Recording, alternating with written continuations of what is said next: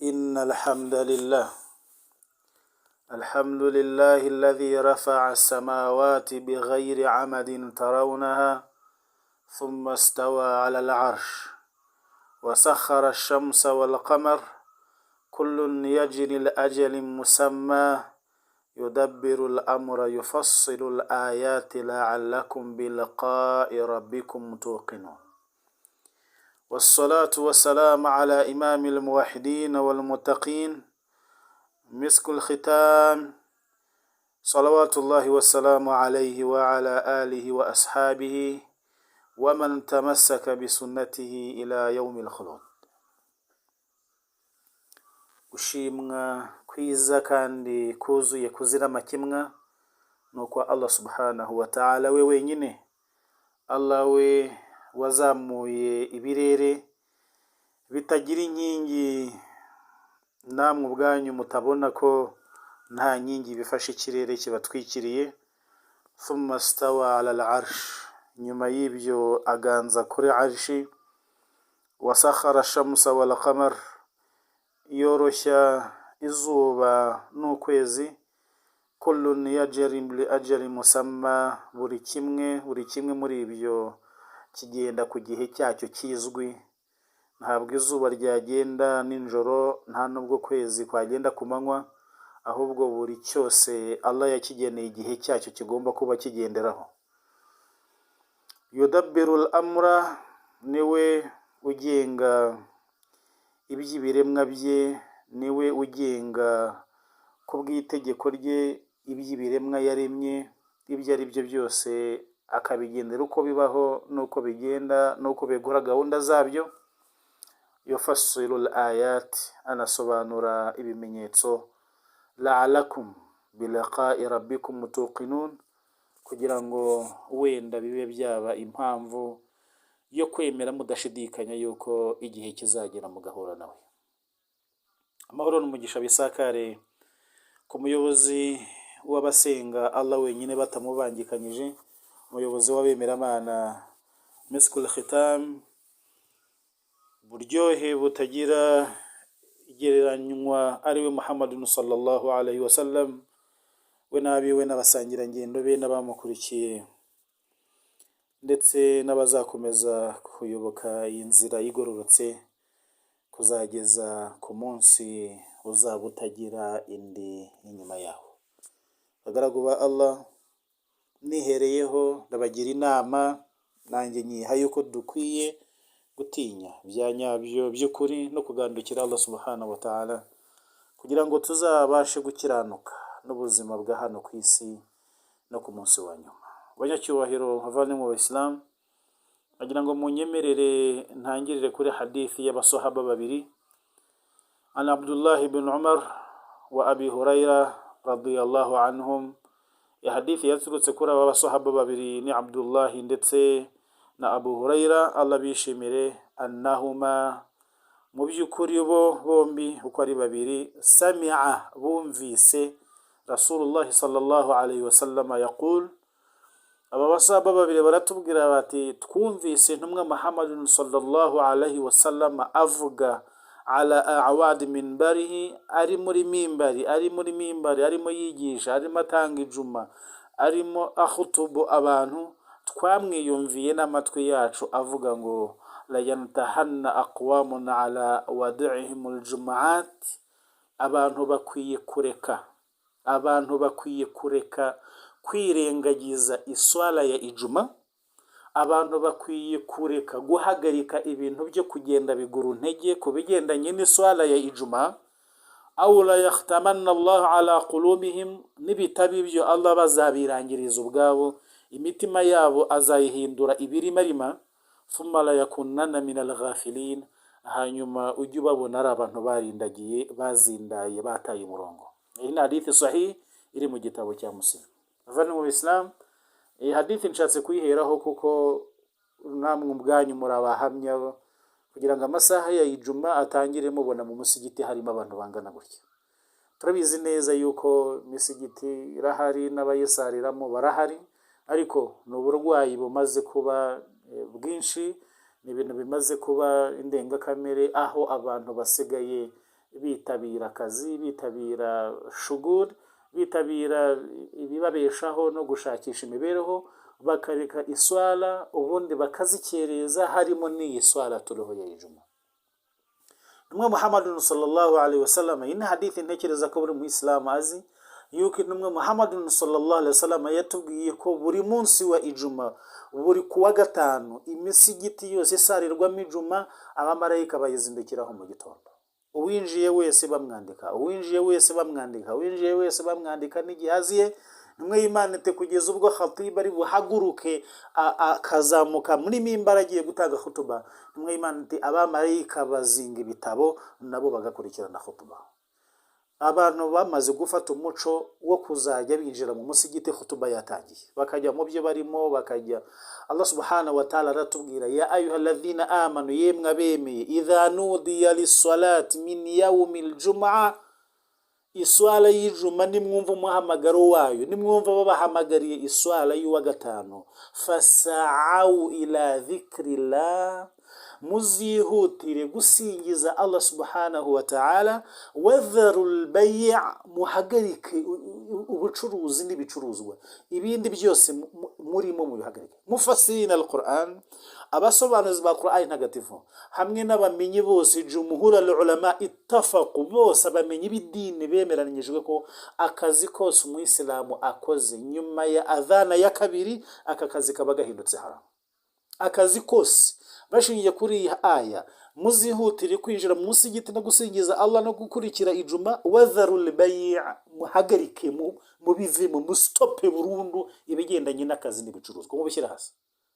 Iyo ni itegeko ry'Imana subhanahu wa ta'ala.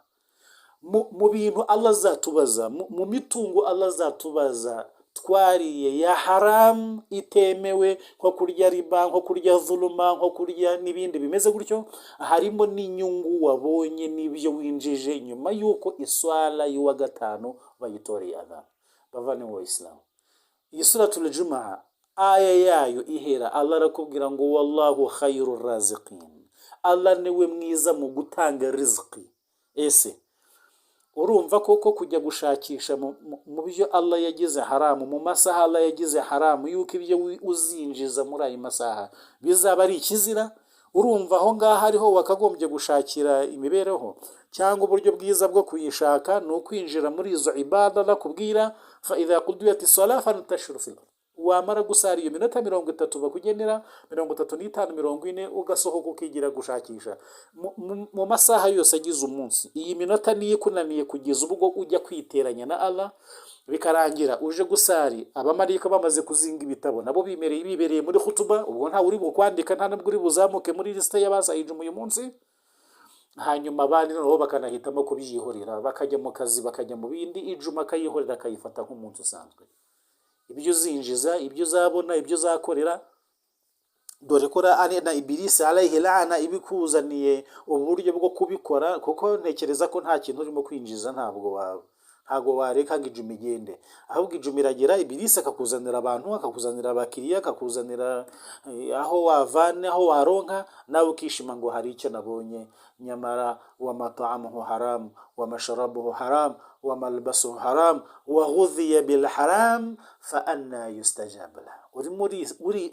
Uriyinjiza muri hadithi yo kuba izo haramu winjiza mu minota 5, 10, 15, 20 ziri haramu, ukazishyira mu byo wari usanzwe ufite biri halali, nabyo ukabura byangije, ukavanamo ibyo wambara bikaba bibaye haramu, ukavanamo ibigutunga bikaba bibaye haramu, ukavanamo ibyo kunywa bikaba bibaye haramu, hakaba ibisigara mu mubiri wawe biwutunga bikaba bibaye haramu.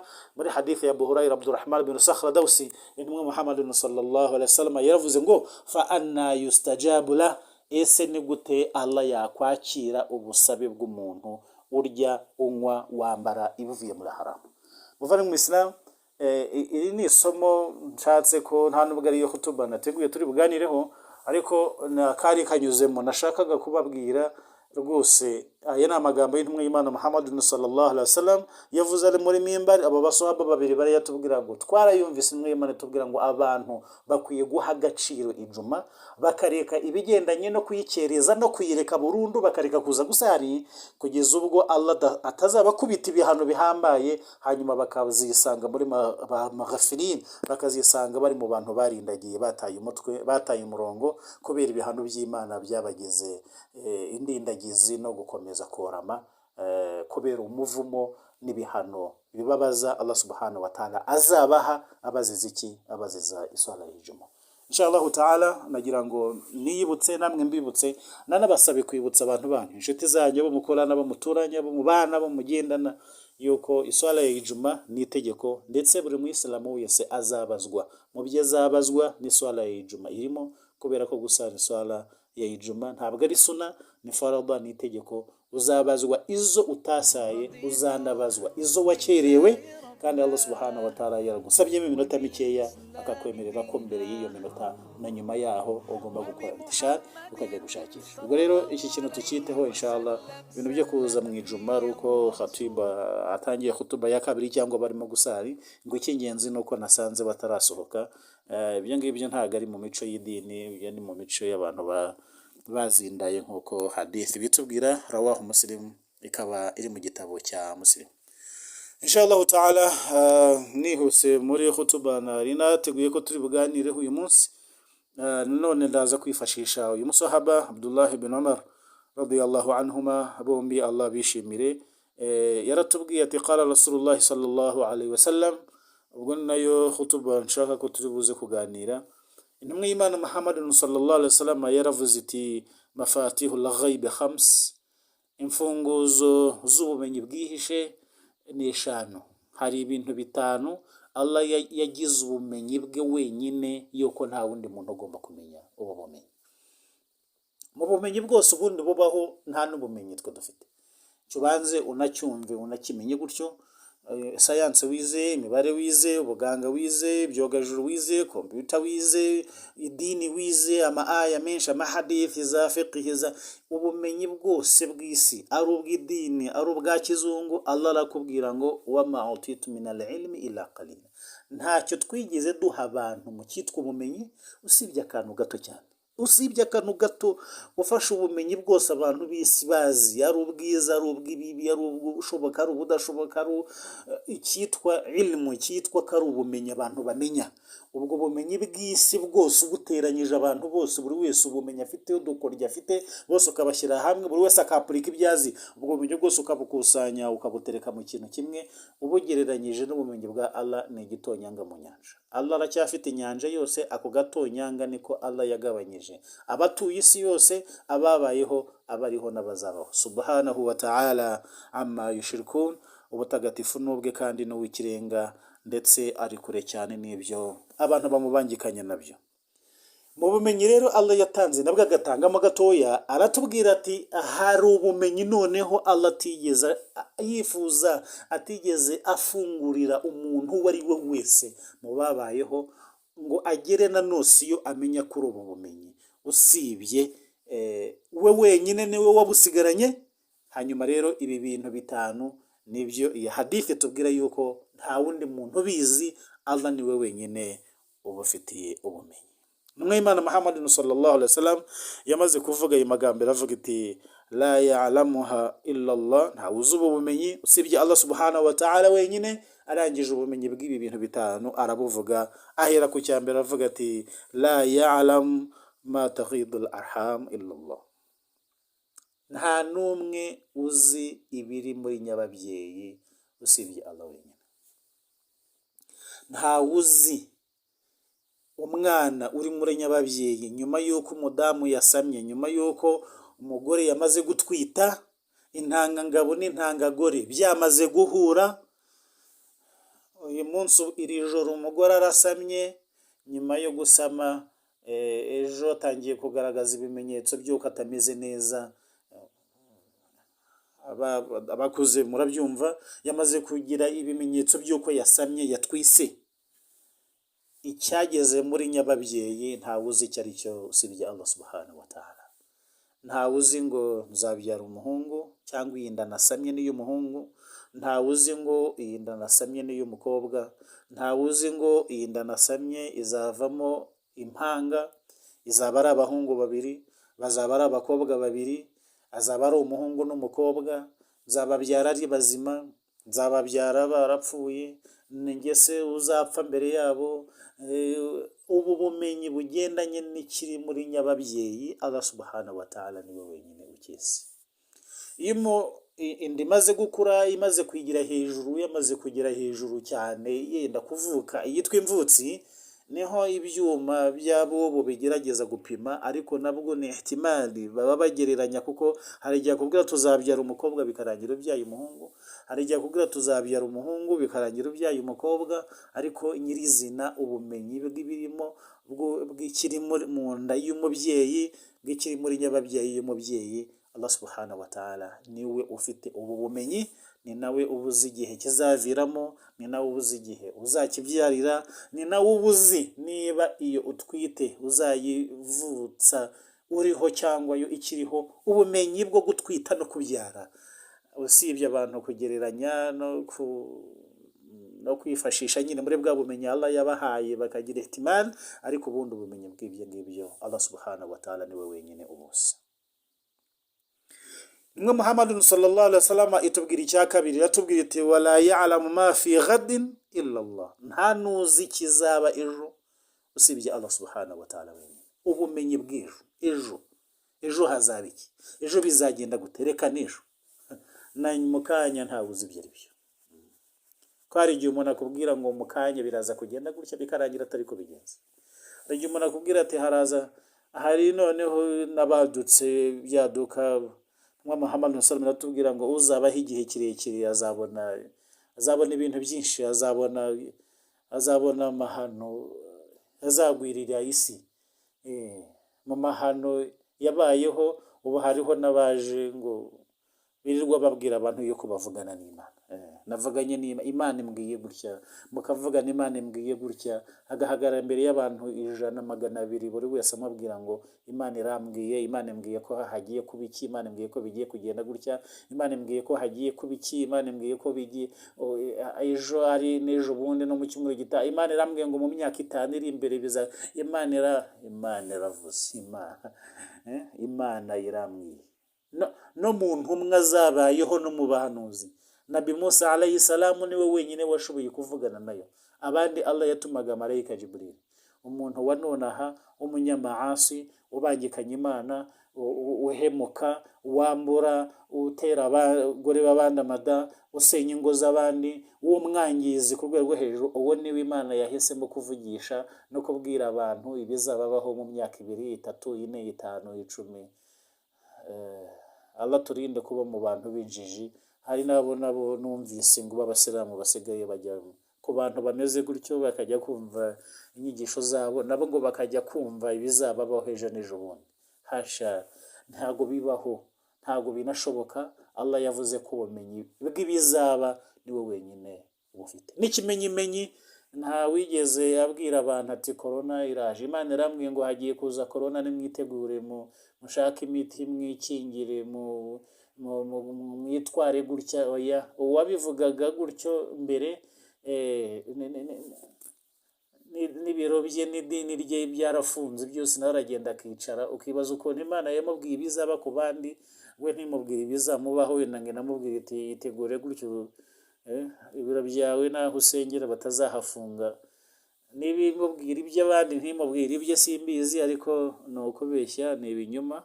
Allah bagiriye neza n'abayobore, ariko ntawe uzi ubumenyi bw'ibizaba ejo usibye Allah subhanahu wa ta'ala wenyine.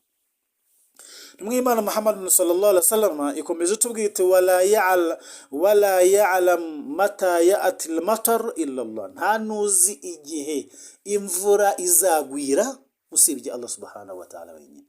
Ntawe uzi ubumenyi bw'imvura. Imvura izagwa ryari, imvura oya rwose. Wenda n'abafite ibyuma bakoresha ntago babyita, ntago babisobanura mu buryo bwa nyabwo. Aravuga ngo ni iteganyagihe, ni uguteganya ibyo mbabwiye mu biteganye, ntimwumve ko byaba ari byo, ni ukubiteganya gusa. Wenda dushingiye uko cyogajuru kibigaragaza, uko imiyaga irimo kuza, uko ibicu tubibona ko buhehera, hari igihe anabivuga ngo ejo imvura izagwa nyuma ya saa sita, mu gitondo hari izuba, ahubwo bukaramuka igwa igahera mu gitondo ikageza nijoro, cyangwa ikagwa muri aya masaha yavuze ko hazava izuba, muri aya masaha yavuze ko izuba aribwo rizaba, imvura izagwa akaba aribwo izuba ririmo kuva. Ibi ni ubumenyi bwa nyabwo bwo kumenya ngo imvura izagwa ryari. Ntabwo ibyo ari ubumenyi bw'umuntu, Allah subhanahu wa ta'ala niwe wenyine ubizi. Hari igihe umuntu akubwira ati ejo imvura izagwa mu gitondo ko kukagwa, utihuze ko wa muntu ari umuhanga, ariko se n'ejo ntabisubire, n'ejo ubundi yonyine. Aba ari ukugereranya gusa, bigahuza nuko abari nk'aba wundi wavuze ngo uriya nka nitabyara inyana izabyara ikimasa, n'ubundi byanze bikunze kimwe muri ibyo kiba kibuze kuvuka nyine. Ariko ubumenyi bwa nyabwo bw'igihe imvura izagwira ntabwo ari umuntu ubumenya, Allah subhanahu wa ta'ala niwe wenyine ubwihariye. Cya kane, intumwa Muhammadun sallallahu alaihi wasallam iti wala tadiri nafsu bi ayi ardin tamutu illa Allah. Nta nuzi igihe, nta roho, nta muntu n'umwe uzi ahazapfira, nta muntu n'umwe uzi ahazagwa. Ubwo bumenyi nabwo ni Allah wenyine ubufite. Intumwa Muhammadun sallallahu alaihi wasallam isoza yimvuga ivuga iti wala ya'lam mata taqumu sa'a illa Allah. Nta nuzi igihe imperuka izabera usibye Allah subhanahu wa ta'ala we wenyine. Aya ni amagambo matagatifu y'Imana Muhammad sallallahu alaihi wasallam, akaba ari mu gitabo